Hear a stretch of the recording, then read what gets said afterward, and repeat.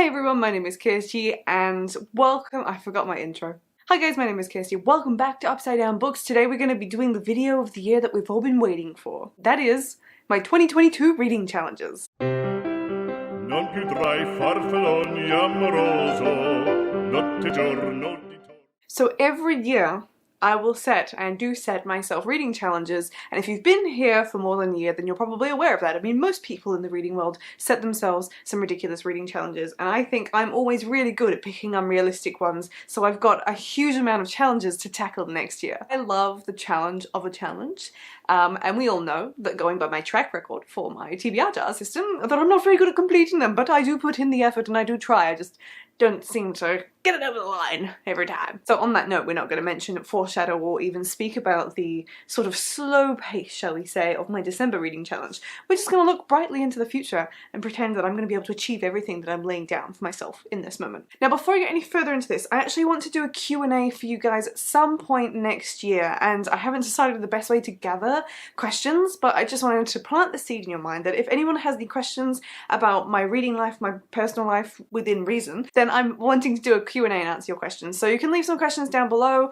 or think about it, and then I'll get back to you in a future video with maybe a better, more organised way to collect. I don't know, I'm thinking about it, but yeah, anyway, if you've got questions for me, put them down below and I'll start collating them, shall we say. So, I have my handy dandy book, my lovely journal, and I have written in here my 2022 reading challenges.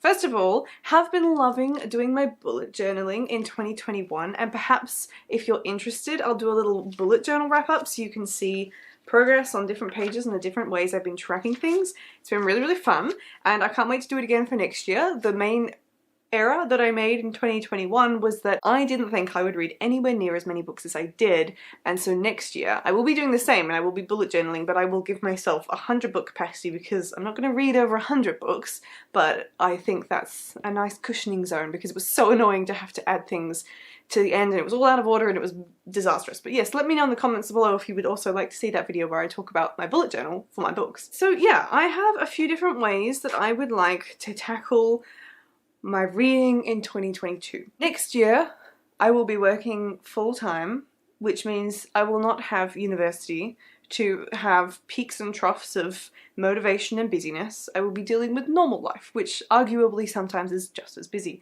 But that is the overview in as much detail as I'm willing to put to it at the moment, because I'd like to think that I'll have more time, but I think every month and every year I'm like, I'll have more time next year. I never do. But yes, I'm quite hopeful that I'm going to have a lot of energy to put towards reading when I have the time for it. Perhaps that's the best way to phrase it. So, last year, I had specific challenges of like rereading a series or reading all of Colleen Hoover's books, and like I didn't really get around to all of them, and I'm going to talk about them more in my yearly wrap-up, which is a video I'm hoping to get done within a timely fashion, and I will address how I tackled those challenges, but I think I want to do it with more intention and structure for 2022, and I want to make sure that I can actually fit in my challenges to my reading rather than having them as these aloof goals that I'm magically somehow going to fit into the rest of the TBR system and structure that I do for myself, because it just didn't allow for enough wiggle room, so I didn't do things like read Colleen Hoover's books. So this year I've put a little bit more forethought into it. So I thought we'd just dive right in and work through it, and I want to start with how I'm going to be managing my TBR jar system. I will be changing it. I will be doing something slightly different. Instead of the 5 jars with the 5 categories that I have, I'm going to be adding a 6th jar and simplifying one of them. Dun, dun, dun. So I've written down in my little notebook here how I'm going to do these 6 jars. It's going to look really similar, but I have on average been reading at least 6 books a month, and I've been reading a lot more recently. I've been getting closer to the 8 or 10 on some months, and I'm hoping that that is a positive trend that we're looking for going forwards, sans university studies. So I'm hopeful that 6 jars will kind of tick off enough areas. The main problem will be arcs, but I'm trying really hard to pull back on the number of arcs that I'm getting because they do detract a lot from my reading. As much as I love them, I'm going to try and be a little bit more choosy about how many I say yes to. So I am hopeful that the 6 jars are going to work because of the way they're structured now, and that realistically, I have the capacity to read that many. I feel like at the beginning of last year, or this time last year, I was actually struggling to hit about 6 books a month. That wasn't a given, that was a solid effort. So my reading pace has definitely increased and I'm definitely reading more. But we can never know which books I'm going to be fitting in, what books are going to derail me, whether I join any book clubs and stuff like that. So this is always, as my TBR jar has always been, 6 books to choose from that I'm hopeful, but not anything to be disappointed by or anything I'm going to punish if I don't finish it. First of all, we are going to have my ARCs jar sort of relabeled a little bit, and it's going to become my ARC veteran jar. Veteran is going to be the word of 2022. I am really motivated to clear my backlist next year. I'm still participating in my little book buying ban, and I'm going to keep that going for as long as I can, because I would really like to get through and get to read some of the books that have been on my shelves for a while. So my ARC jar is becoming my ARC veteran jar, which means that in order for an ARC to make it into this jar, it has to be one that has been on my shelf for over a year. That probably sounds awful out of context, because ARCs are advanced reader copies and they can either be sent to you without you doing anything, or they can be books that you've specifically requested. Now, in a perfect world, all the books I have actually requested I should be reading, and they should not be sitting on my shelf for a year, but on occasion that does happen. For the most part, the ones that make it into this jar, and it has been the majority of the ones thus far, it's not going to be a massive change, it's just going to get rid of a few, have been unsolicited copies, so books that have just been sent to me. So they're all books I'm pretty interested in. I don't usually get sent too many books that are left of center, and if I do, I let them know that it's not my jam and to not send me any more.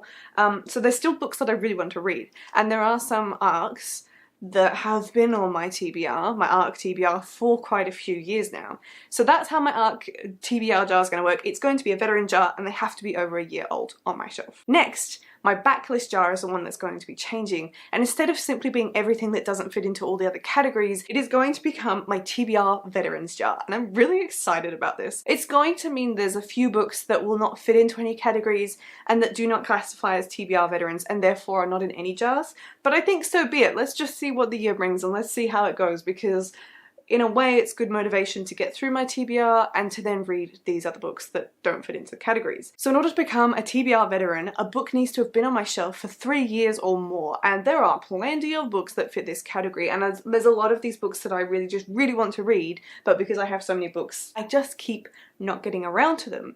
And so I think this will be really interesting to do, and I think it'll also make the backlist more exciting, and I'm thinking I'm going to take classics out of my TBR.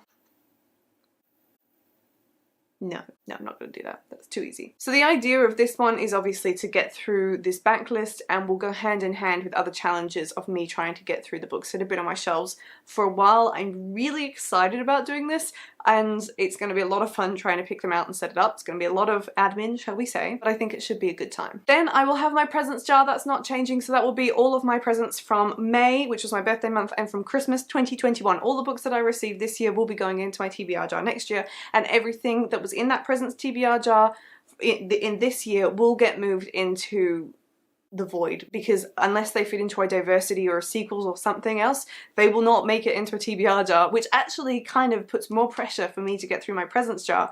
Otherwise these books are falling into a little bit of a void and might not get picked out of a jar. So this is going to be interesting. I'm really curious to see how this plays out. You can let me know if you think I'm crazy, but I think this is going to make it a little bit more with something at stake. My diversity jar will not be changing. I will be keeping that. My diversity jar is a broad category. Largely this means that a lot of the books in the diversity jar are either queer, they are people of colour, or they are feministic, whatever the word is for that kind of thing. Dealing with the things that I want to know more about. Then I have my sequels jar. That's fairly explanatory. That is something that really helps me keep getting through my series, and I've really enjoyed it this year, even if I haven't got to all of them, because it's such a nice monthly reminder to be like, here are some series you're really enjoying. Perhaps you want to consider continuing them. And then the last one, the new jar that I'll be adding, is my challenges jar. That's right, a challenge jar for the challenge of the TBR jar. It will be fun. So in this is going to help me manage my annual reading challenges by actually dedicating a jar where I will pick out a challenge that will be written down, that I then pick a book that fits for it. So I thought that this was a good one to include because it holds me accountable every month for at least thinking about my annual challenges and trying to make some headway towards them. So that means the next few things on this list, for the most part, unless I say otherwise, will be within this challenge jar. So I will talk about in a moment the different challenges that are going to be included in this jar. But right now I want to talk about what is my reading count challenge going to be, and what are some other annual challenges that aren't specific to the TBR jar going to be for 2022. So I as I am filming this, I'm like 20 books ahead of my reading schedule. So I'm well on track to actually my best reading year, which was 85 books in 2016. I've currently finished my 84th book, and I'm hoping to finish a few more, so I'm expecting I will surpass that goal. My goal was actually 65 books, so I really flew past this, and as much as I'm so tempted to put 100 as my new challenge for next year, because maybe I can do it. It's something I really want to do, is read 100 books in a year. I also don't want to put the pressure on myself if next year just doesn't turn out to be as good of a reading year as this year. So I think I still want to incrementally increase my goal, and I'm going to go with 75. If you remember, 75 was my secret goal for 2021. I secretly wanted to hit 75, but I put my Goodreads challenge down as 65. So this year we're going to be bold, upfront and honest with it, and 75 is going to be my goal. But I'm hoping I'll read a fair bit more than that, considering I've read nearly 10 more than that already this year. So that is going to be that goal there. There will also be the special TBRs in May and December, as I have done for the last few years, where I read through any presents I haven't got through up until that point, to try and get through to them before the next round comes in of gifts. And I also want to do a special reading week for NAIDOC week, which is happening in July, the very beginning of July. So NAIDOC week in 2022 is going to be the 3rd of July to the 9th of July. Now the acronym NAIDOC stands for National Aborigines and Islanders Day Observance Committee. Bit of a confusing acronym, but basically it's a week in Australia where we celebrate our First Nations people, and there is so much First Nations literature out there, a lot of which I work with at work, and I have quite a few First Nations pieces of literature that I want to get to that are in my diversity jar anyway, but I'm hoping to block out that week to only read Indigenous voices, and I'm really looking forward to it because I've got some really great ones on my TBR, and if I have somehow read them by the time I get to July and I'm short on reading material, then I will be going out to purchase some specifically for that challenge. The other challenge I am going to be having going throughout the year, that was a lot of goings, is a sort of read along with me challenge where I'm going to be offering some insight onto topics that I'm reading about within the non-fiction realms. So basically planning to start a new series here called Learn With Me, where I'm going to be picking out a lot of books currently focused on climate change and the non-fiction sort of academic almost writing, and I'm going to take you to the bookstore when I go and get them. I've just got 2 lined up at the moment, but when I get through those ones,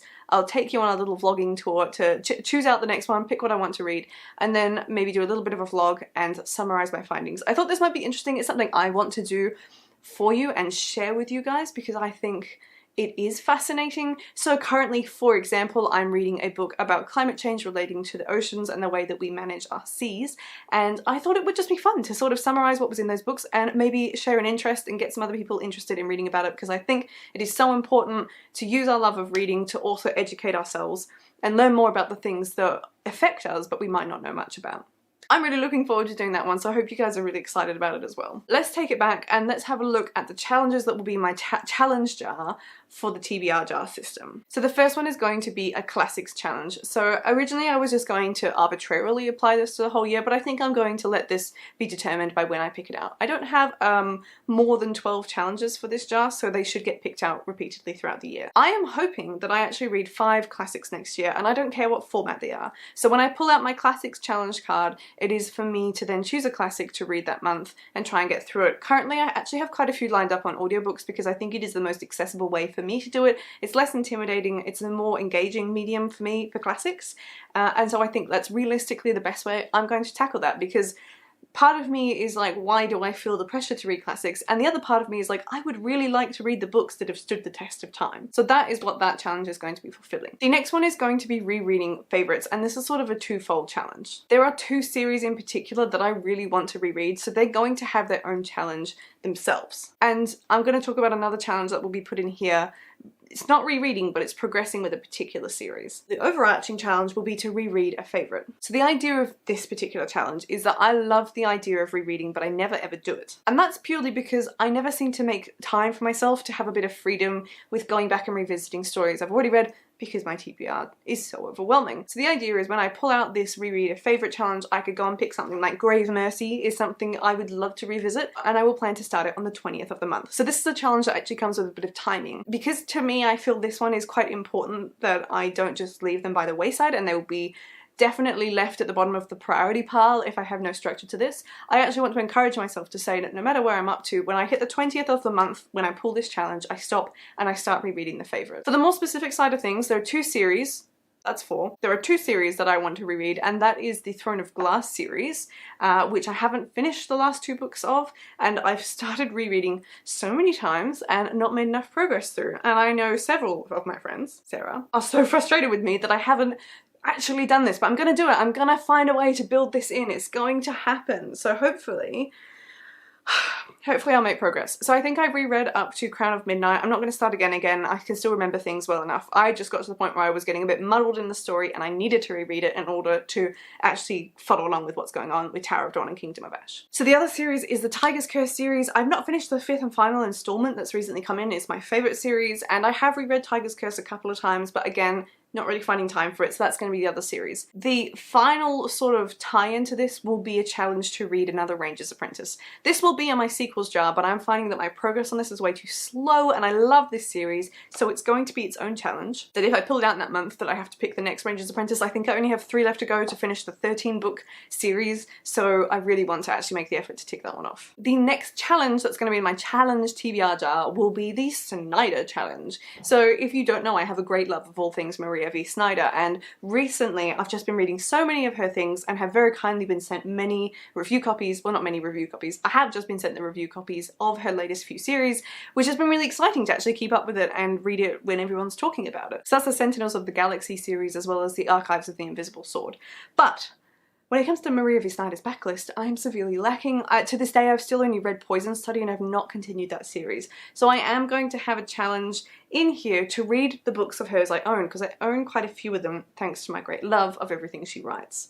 So it's not going to be to read any series that I don't own yet, though I think I own most of them. But when this comes out, I can pick whether I want to continue reading Poison Study or whether I want to start one of her other series. Very excited for this challenge. And that brings me to my final challenge for 2022. It sounds like there's a lot going on, but I'm really excited about it, and that is to continue my 300 TBR challenge. If you don't know what this is, you may well do because I've talked about it quite a few times, but it's the reason I've got no real book hauls going on right now. I mean, like I do because I'm really bad, but I've been tracking it mostly on Instagram, and I'm Ozbooks now on Instagram, and I have a highlight reel where I am keeping track of the progress. Now this is potentially going to be a multi-year challenge where I am trying to get my TBR back down to 300. When I started this challenge, I had 361 books on the TBR, and I wanted to get it down to 300, but then when I was buying things, it made it tricky to track. So my goal sort of became to read 61 of my own books before I bought another one. And there are specific books that do and don't count for that, but you know, you can have a look at the highlights reel for updates there. I won't go into that in too much detail now. But I will be continuing this, and I actually would like to keep the challenge to get it down to 300. I'm still going to be tracking the books by counting them up, so book 1, book 2, rather than book 361, book 360. That's too hard. We'll be counting up. And so I'm really hoping that I can maybe get it down to 300, but I'm glad I've done the challenge because I've actually held the line, and I'm slightly over. I think I'm somewhere around 363, so there's a couple books more, but considering the books coming in and the number of books I'm reading, I'm happy that this challenge, for the most part, is making me hold the line and it's not going up at an insane rate. So I'm really excited to check in at the end of 2022 and see what progress I've made and where I'm sitting with this challenge, because I'd love to see me actually make some real progress with this, but we'll see, because obviously once I get my Christmas books and birthday books, it's all bound to happen within the year. That's usually something that's a big buffer and jumps up, and I will be breaking the ban at the end of the year to order the sequels to all the books in series that I've read in 2021, and I'm allowing myself to do that because otherwise I don't continue the series. So depending on things, I think most of them will end up adding to the TBR, but it's complicated. I'll keep you posted on that one. So yeah, there we are. We're at the end of this video, and I have many things set ahead for the year to come. I'm really excited to tackle all of these, and I hope that the TBR jar of challenges is going to help me actually make progress towards these goals. What I really want to avoid is basically what I've done this year and not actually made any space or time to tackle the overarching and the bigger challenges that I've set for myself. So I hope that it will leave me a little bit more satisfied at the end of 2022 for tackling some big housekeeping items on my TBR. So let me know in the comments down below what you think of my challenges and which ones you think are more realistic and which ones you do not think I will finish, and I will see you in my next video. Goodbye. Alla gloria militar